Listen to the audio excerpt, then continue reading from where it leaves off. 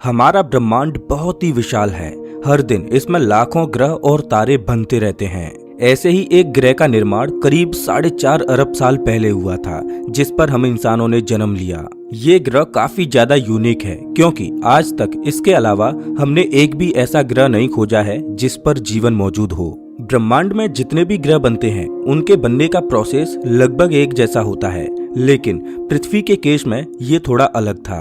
आज हम जिस पृथ्वी को देखते हैं वो कुछ अरब साल पहले ऐसी बिल्कुल भी नहीं हुआ करती थी। दोस्तों, आज के इस वीडियो में हम पृथ्वी की हिस्ट्री के साथ साथ सौर मंडल और हमारे चंद्रमा की हिस्ट्री को भी जानेंगे। हम जानेंगे कि हमारी पृथ्वी का निर्माण कैसे हुआ और क्यों ये आज के जैसी बन पाई। पृथ्वी में ऐसी क्या यूनिक चीज थी जिसकी वजह से यहाँ पर जीवन पनप पाया, जबकि हमारे सौर मंडल के बाकी सारे ग्रह बंजर रह गए। जानने के लिए वीडियो को अंत तक देखते रहिए। हमारे ब्रह्मांड में जितने भी तारे बनते हैं, उनमें मेन इंग्रेडिएंट गैस और धूल होती है।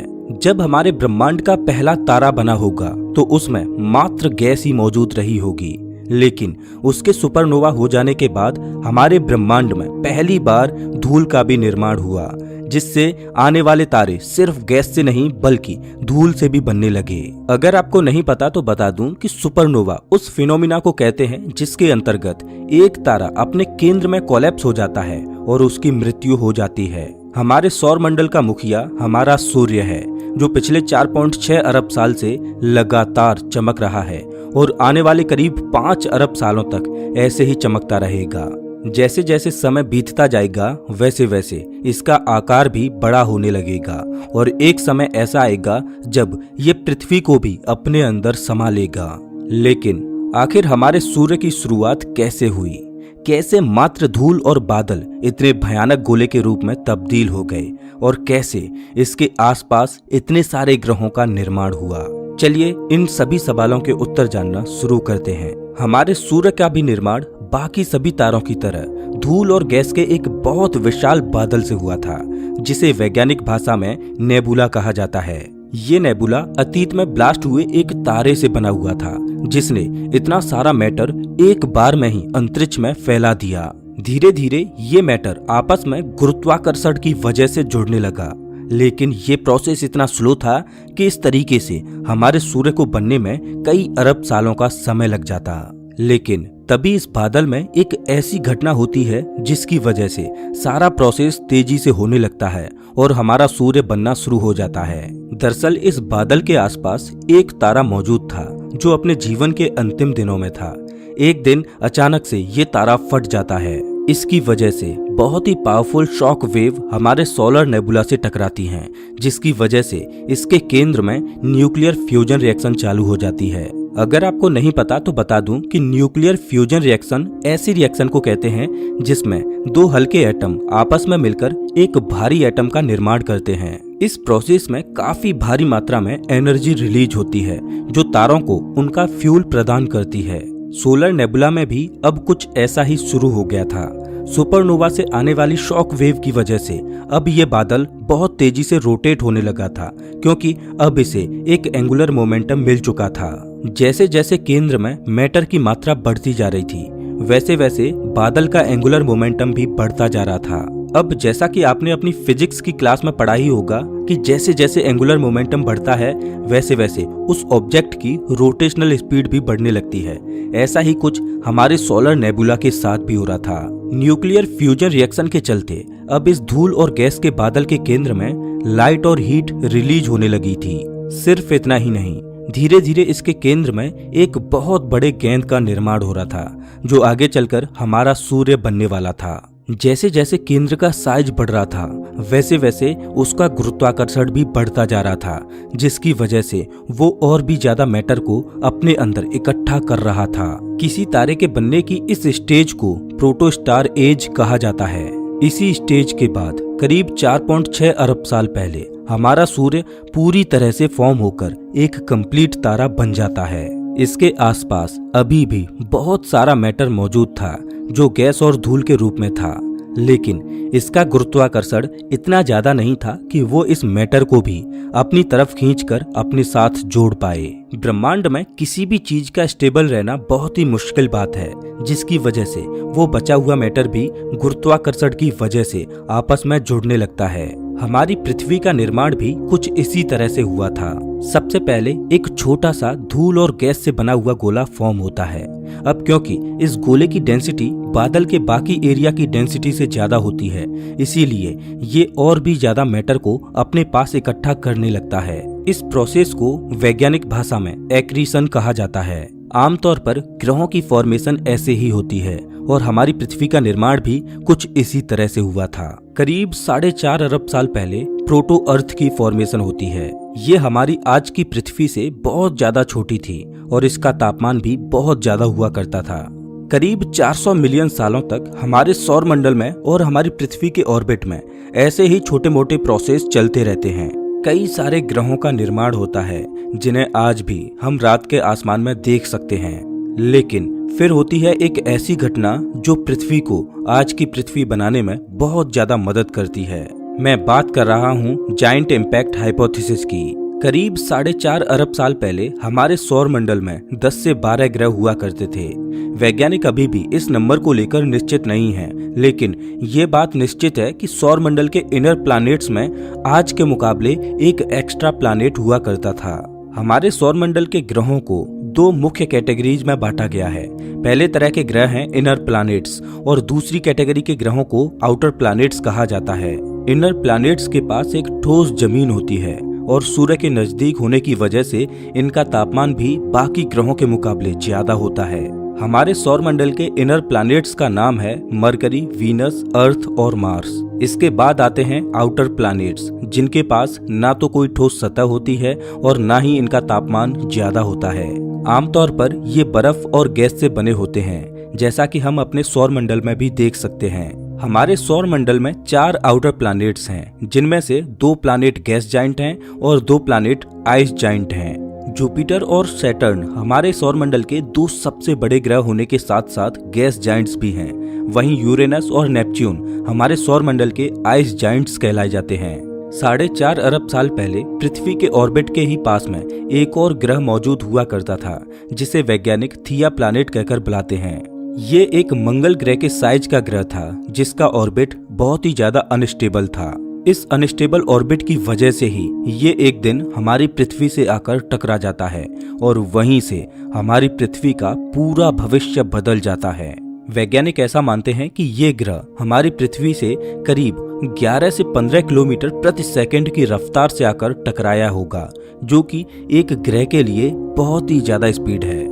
हमारी पृथ्वी सूर्य का चक्कर 30 किलोमीटर प्रति सेकंड की रफ्तार से लगाती है और अगर ये किसी ग्रह से जाकर टकरा जाए तो उस ग्रह और हमारी पृथ्वी दोनों का ही खात्मा हो जाएगा।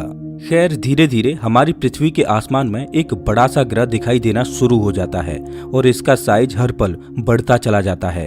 एक समय ऐसा आता है जब ये ग्रह पृथ्वी के पूरे आसमान को ढक लेता है और अचानक से एक बहुत बड़ा भूकंप आता है।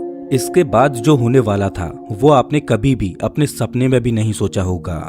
ये ग्रह हमारी पृथ्वी से आकर टकरा जाता है और इससे अरबों न्यूक्लियर बम के बराबर एनर्जी रिलीज होती है। जैसे ही ये ग्रह पृथ्वी से टकराता है, वैसे ही पृथ्वी की सतह के बहुत सारे टुकड़े अंतरिक्ष में चले जाते हैं। सिर्फ इतना ही नहीं, इसकी वजह से हमारी पृथ्वी का तापमान भी सूर्य के तापमान के बराबर हो जाता है और ये 7000 डिग्री सेल्सियस का एक जलता हुआ गोला बन जाता है। वैज्ञानिक ऐसा मानते हैं कि इस कोलिजन की वजह से हमारी पृथ्वी का आकार 10 से 20% तक बड़ा हो गया था और इसी की वजह से हमारी पृथ्वी में कुछ ऐसे कंपाउंड्स आ पाए जो पहले मौजूद नहीं थे। वैज्ञानिकों द्वारा बनाए गए एक सिमुलेशन के जरिए ये पता चल पाया था कि जब इन दोनों ग्रहों का टकराव हुआ होगा तो दोनों ही ग्रहों का बहुत सारा मैटर एवेपोरेट हुआ होगा। यानी इन दोनों ग्रहों के बहुत सारे हिस्से तो एक्सट्रीम हीट की वजह से भाप में बदल गए होंगे, जो सच में दिमाग हिला देने वाली बात है। खैर, अब हमारे सौर मंडल का एक ग्रह खत्म हो चुका था और वो कहीं और नहीं बल्कि हमारी पृथ्वी के अंदर ही मौजूद था। लेकिन इसकी वजह से एक और बहुत ही जरूरी ऑब्जेक्ट का फॉर्मेशन होता है, जिसे आज भी हम अपने आसमान में देख सकते हैं। मैं बात कर रहा हूँ चंद्रमा की। थिया और पृथ्वी के कोलिजन की वजह से जो भी मैटर पृथ्वी के ऑर्बिट में गया था वो धीरे धीरे गुरुत्वाकर्षण की वजह से आपस में जुड़ने लगता है। कई सालों के बाद इसकी वजह से एक नई बॉडी का फॉर्मेशन हो जाता है, जिसे आज हम चंद्रमा के रूप में अपनी रात के आसमान में देखते हैं। थिया कोलिजन की वजह से पृथ्वी का तापमान बहुत ज्यादा बढ़ गया था, लेकिन धीरे धीरे ये कम होना शुरू होता है। सबसे पहले तो आउट गैसिंग का प्रोसेस चालू होता है, जिसकी वजह से पृथ्वी के अंदर मौजूद ग्रीन हाउस गैसेज बाहर एस्केप करना चालू कर देती हैं। इसकी वजह से पृथ्वी के तापमान में एक बहुत बड़ा गिराव आता है। सिर्फ इतना ही नहीं, पृथ्वी का सारा मैटर धीरे धीरे सॉलिड रूप में बदलने लगता है, जिसकी वजह से इसे एक ठोस सतह मिल पाती है और आज इसी सतह को हम क्रस्ट कहकर बुलाते हैं। लेकिन इस समय तक भी हमारी पृथ्वी एक बंजर ग्रह थी और ये किसी भी तरीके से जीवन को सपोर्ट नहीं कर सकती थी।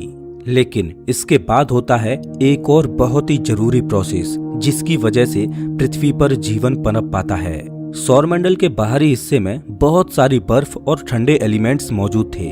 आज भी हम इन ऑब्जेक्ट्स को ओर्ट क्लाउड के रूप में सौरमंडल के पिछले हिस्से में देख सकते हैं। यहाँ पर बहुत सारे एस्ट्रॉइड्स और कॉमेट्स मौजूद हैं, जिनके अंदर बर्फ और इम्पोर्टेंट मिनरल्स मौजूद होते हैं। ऐसे ही कुछ एस्ट्रॉइड्स और कॉमेट्स हमारी पृथ्वी से कई अरब साल पहले आकर टकराते हैं। इसकी वजह से इनमें मौजूद जितनी भी बर्फ होती है वो पिघल जाती है और पृथ्वी के गर्म वातावरण की वजह से भाप में बदलकर बादलों की फॉर्मेशन कर लेती है।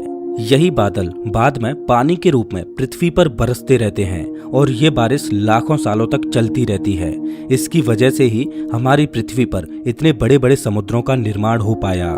अब ये उल्कापिंड अपने साथ सिर्फ पानी ही नहीं लेकर आए थे, बल्कि इनमें एक और बहुत ही जरूरी चीज मौजूद थी, जिसे आज हम अमीनो एसिड के नाम से जानते हैं। अगर आसान भाषा में बोलूं तो ये प्रोटीन का एक सिंपलर फॉर्म होता है। जब आप कोई भी प्रोटीन वाली चीज खाते हो तो वो डाइजेस्ट होने के बाद अमीनो एसिड में ही कन्वर्ट होती है, जिसे बाद में आपकी बॉडी एब्जॉर्ब कर लेती है। करीब 3.5 से 4 अरब साल पहले हमारी पृथ्वी पर पहली जिंदा चीज पैदा होती है। ये सिर्फ सिंगल सेल से बने हुए ऑर्गेनिज्म थे, जिन्हें प्रोकारियोटिक ऑर्गेनिज्म भी कहा जाता है। इन जीवों का फॉर्मेशन एबियोजेनेसिस नाम के एक प्रोसेस की वजह से हुआ था, जिसमें बहुत सारे कॉम्प्लेक्स मॉलिक्यूल्स आपस में मिलकर एक ऐसे स्ट्रक्चर को बना लेते हैं जो सेल्फ रेप्लिकेटिंग हो। ध्यान दें कि अभी तक इन जीवों को जिंदा नहीं कहा जा सकता।